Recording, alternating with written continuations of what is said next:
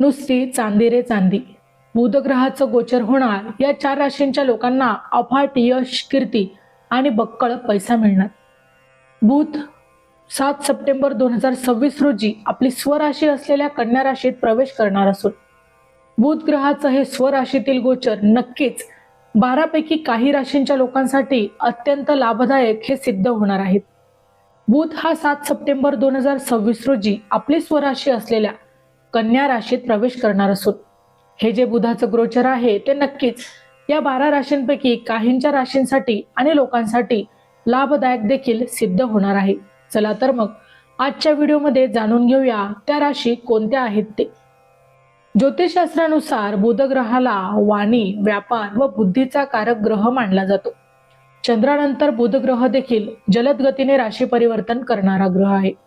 हा 7 सप्टेंबर 2026 रोजी आपली स्वराशी असलेल्या कन्या राशीत प्रवेश करणार असून बुध ग्रहाचे हे स्वराशीतील गोचर नक्कीच 12 पैकी काही राशींच्या लोकांसाठी लाभदायक सिद्ध होणार आहेत.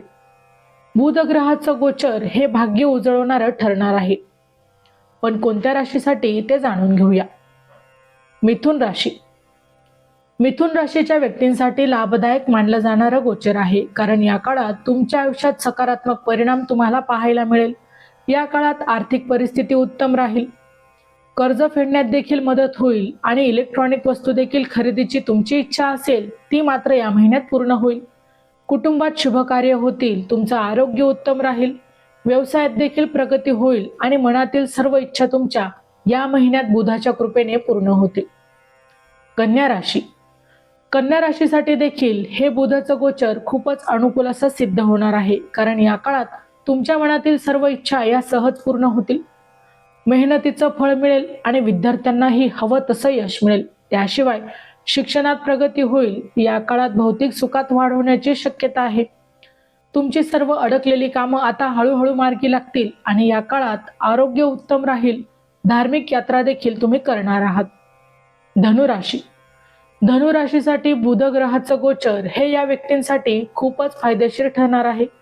या काळात तुम्हाला अनेक आकस्मिक धनलाभ देखील होतील. प्रत्येक कामात कुटुंबियाची तुम्हाला साथ मिळेल. तुमच्या सर्व अडचणी दूर होतील. दूरचे प्रवास घडतील. नोकरी करणाऱ्यांसाठी पगारवाढ होईल. तसंच अडकलेले पैसे मिळतील. प्रेमसंबंध सुखमय होतील. नव्या गोष्टींशी जोडले जाल. मानसिक आरोग्य उत्तम असेल. मित्रांसोबत देखील चांगला वेळ तुम्ही घालवाल.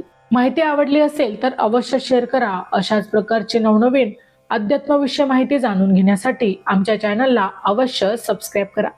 पुन्हा भेटू अशाच एका नवीन माहितीसह. तोपर्यंत श्री स्वामी समर्थ.